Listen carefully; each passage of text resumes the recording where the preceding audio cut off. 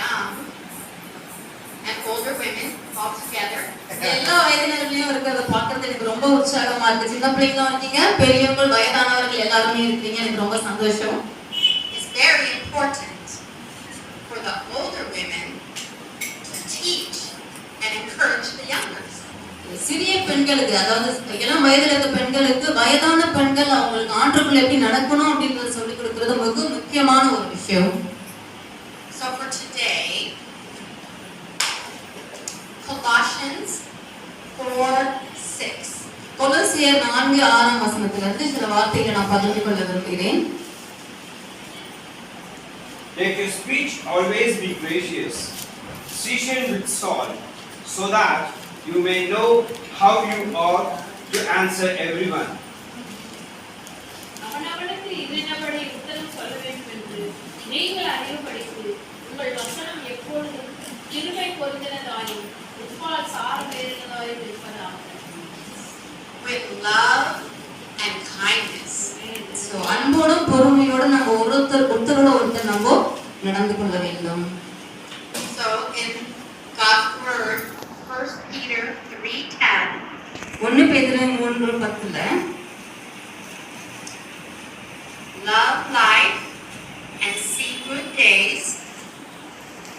For the person who wants to love life and see good days must keep his tongue from evil and his lips from speaking deceit.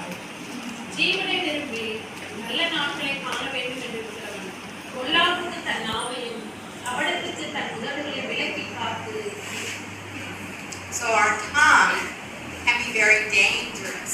நம்முடைய நாவு மிக ஒரு மோசமானது. Or it can be very encouraging, loving, kind.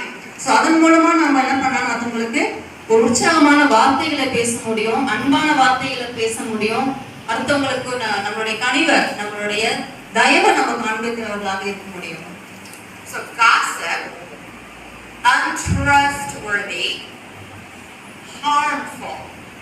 Gossip அப்படின்றது கிசுகிசுன்னு சொல்றாங்க இல்லையா, மத்தவங்கள பத்தி புறம் பேசுறது. ஆனா அது நமக்கு நம்மளை விட்டு நம்ம விலக்கி போட வேண்டியமான ஒரு முக்கியமான ஒரு காரியம். Once it leaves your lips, you can't take it back.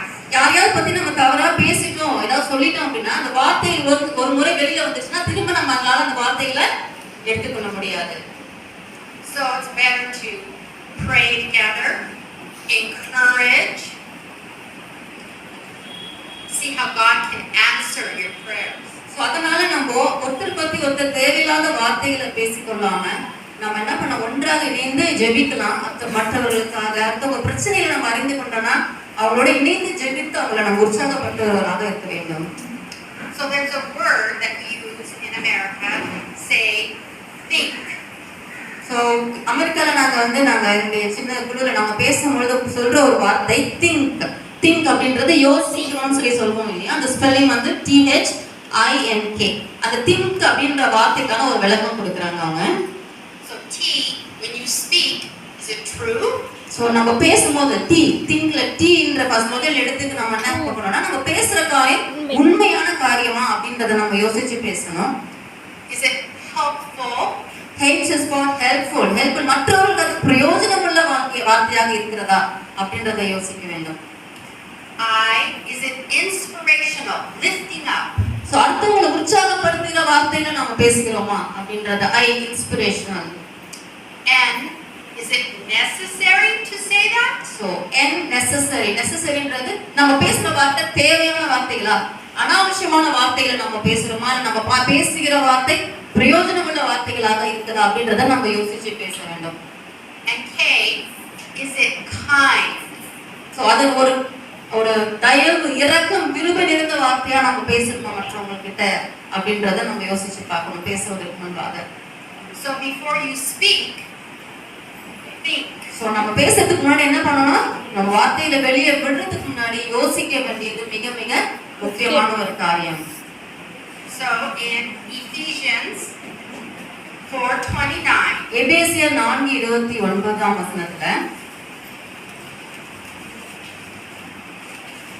Be careful not to say anything that is bad, so only good things that will help people. Then you will help to make them strong. You will help to give them what they need. And so your words will be good for those who hear them. கெட்ட வார்த்தை ஒன்றும் உங்கள் வாயிலிருந்து புறப்பட வேண்டாம். பக்திக்கு ஏதுவான நல்ல வார்த்தை உண்டானால் அதையே கேட்கிறவர்களுக்கு பிரயோஜனம் உண்டாகும்படி பேசுங்கள். So this is God's word இது ஆண்டவருடைய வார்த்தை. ஆண்டவர் நமக்கு கொடுக்கிற ஒரு முக்கியமான ஒரு வார்த்தை. telling us how we should speak to one another. எப்படி நம்ம ஒருத்தரோடு ஒருத்தர் பேசிக்கொள்ள வேண்டியன்றத வேதத்துல ஆண்டு அழகான ஒரு வார்த்தையின் மூலமா நமக்கு சொல்லி கொடுத்திருக்கிறாரு. So you can say it, but is it coming from your heart? நம்ம சொல்லுகிற வார்த்தை நம்ம இருதயத்திலிருந்து வெளியே வர வார்த்தைகள். So also in the book of Proverbs, many wise words. So நீதிமொழிகள்ல பாத்தீங்கன்னா நல்ல ஞானமுள்ள வார்த்தைகள் எப்படி நம்ம பேசணும் அப்படின்னு சொல்லிட்டு வேதத்துல ஆண்டவர் கொடுத்திருக்கிறாரு. So when you read your Bible every day, read a proverb for wisdom. So நம்மளுடைய ஞானத்தையும் அறிவையும் வளர்த்துக் கொள்வதற்கு உங்களுடைய வேத வாசிப்புல தினமும் ஒரு நீதிமொழிகள்ல இருந்து ஒரு பகுதியை எடுத்து வாசிக்கணும். The other scripture that's very important in Matthew. மத்தேயுல ஒரு முக்கியமான ஒரு வார்த்தை இருக்கிறது. Matthew 6:14. மத்தேயு 6:14. Then Jesus said, "You must forgive other people for the wrong things that they have done to you. Then God, your Father in heaven, will also forgive the wrong things that you have done to him."